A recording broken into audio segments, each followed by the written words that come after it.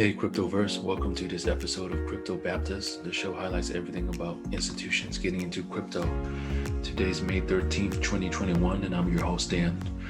Alright, definitely a wild and entertaining day. Definitely not boring at all. So, all thanks to Mr. Elon Musk, who turned around and stopped accepting Bitcoin as payment for Tesla cars, citing the concern for energy consumption. And then he continues to tweet about it.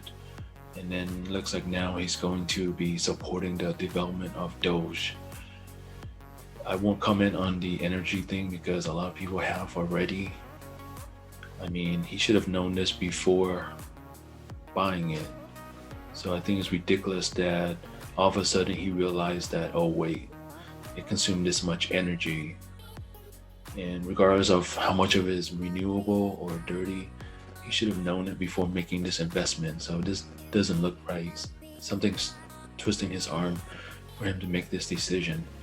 And I think it's even more absurd if he wants to replace it with Doge.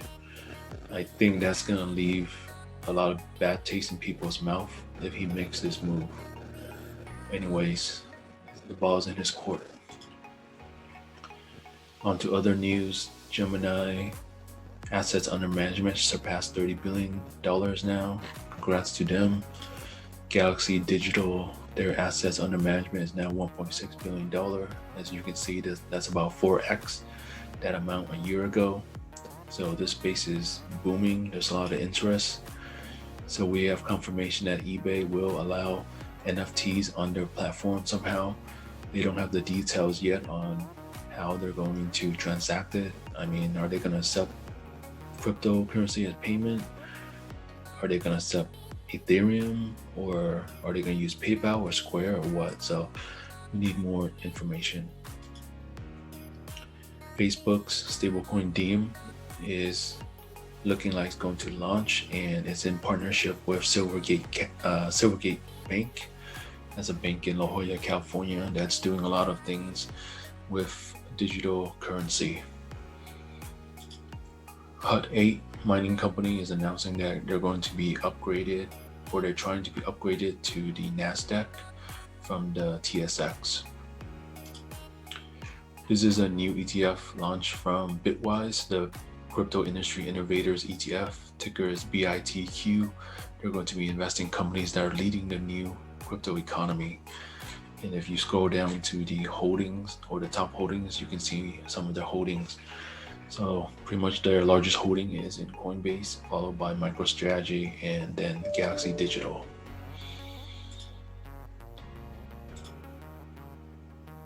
Tether released what's in their bank holding, and to be honest, I'm not impressed and I don't like it.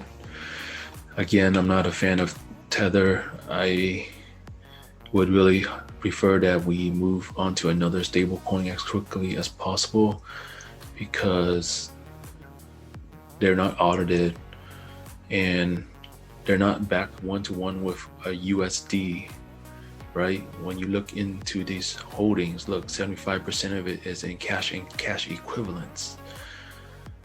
And then when you break that down, only 2.65% of it is cash. The other things are in commercial paper and other vehicles. This is not one-to-one with USD. You can't say that one Tether is equal to one USD. That's false. If this is the case, one Tether should not be trading at $1. All right, this is a big concern. And again, my opinion, we need to move away from Tether as quickly as possible. They continue to print money day after day. I mean, where is it all coming from? Is it truly backed or not? If it's not, this is going to be a big problem, because Tether is in the top 5 in coin market cap. So it is a big concern. And then another FUD, we have Binance being probed by the Justice Department and the IRS. They probably are looking into people who are trying to maybe tax diversion They're probably looking for American citizens who are trading on Binance.com, which they're not allowed to. They have to use Binance.us. Now, we don't know what the reasons are for the investigation. There's no charge of wrongdoing yet, so we just need to wait and see what's the outcome from it. Coinbase had their earnings today. No, not much surprise. It was in line with what they announced earlier before. So $1.8 billion in revenue, $771 million in net income. They're seeing the same demand that they saw for Q2 and Q1, so they're expecting the same trajectory. And they're going to be allowing Dogecoin in about 6 to 8 weeks.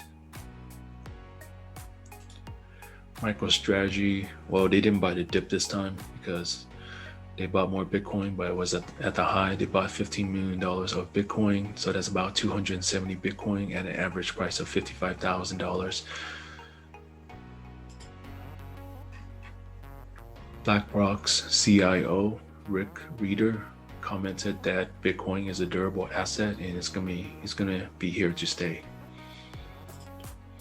Samsung is enabling connectivity of their blockchain wallet with the Ledger hardware wallets. Now, hopefully Apple gets on it because, come on, Samsung's doing it. iPhone users should have a blockchain wallet on their iPhone. That's from Apple. I would definitely trust that. There's rumors of Steve Cohen, 0.72 hedge fund, getting into crypto somehow in a large way. That's a rumor. Now, we don't know what he's investing in. That's just the rumor. And then we have Bill Ackman, who just stated that, he doesn't understand Bitcoin and how to value it. Therefore, he's not gonna be comfortable putting meaningful money into it. That's not a surprise, right? Bill Ackman is a value investor. He follows the Warren Buffett methodology for investing. So if Warren Buffett does not invest in it, I'm not surprised that Ackman is not. And that's fine. We have other hedge fund manager who gets it and are investing in it, like Daniel Loeb of Third Point Capital. All right, crazy day. Hopefully we'll get some breather room tomorrow. All right, that's all I have for you today. Take care.